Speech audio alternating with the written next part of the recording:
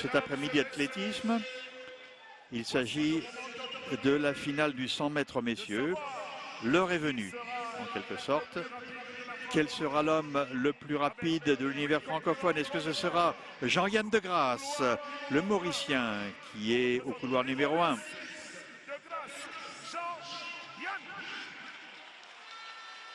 Il n'est pas le favori, Mikobo, avant de venir ici. Donc, j'ai fait la découverte d'un champion de grande qualité. Il s'entraîne à Maurice.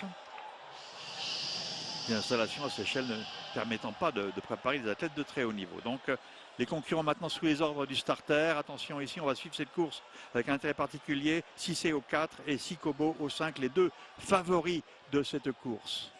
Et c'est bien parti. Cissé a raté un appui au départ et c'est Sikobo qui prend la tête maintenant. Cissé finit très fort, revient lentement à sa hauteur. Va-t-il l'emporter? Sikobo, Cissé. Sikobo est battu, je pense, par Cissé. Cissé égale pour la Côte d'Ivoire, mais d'un cheveu s'il l'emporte.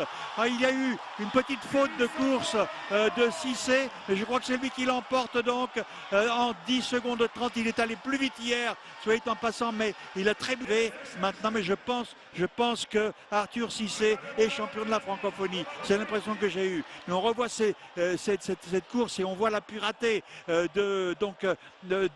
c'est Sikobo qui l'emporte, nous disent les officiels en 10-33. Dylan Sikobo, j'ai bien là. Il s'en est fallu d'un cheveu parce que moi j'ai eu l'impression. Ah oui, c'est le cassé d'épaule. C'est le cassé d'épaule de Sikobo. Arthur Cissé est battu pour un centième de seconde. Et c'est le cassé d'épaule qui fait la différence. On a déjà eu l'occasion de le dire à maintes reprises dans les sprints. Pour franchir la ligne d'arrivée, il faut porter les épaules en avant et faire cette petite différence. Ce centième qui fait la victoire, qui offre ici la victoire à Sikobo. Alors qu'Arthur Cissé me paraissait légèrement plus rapide.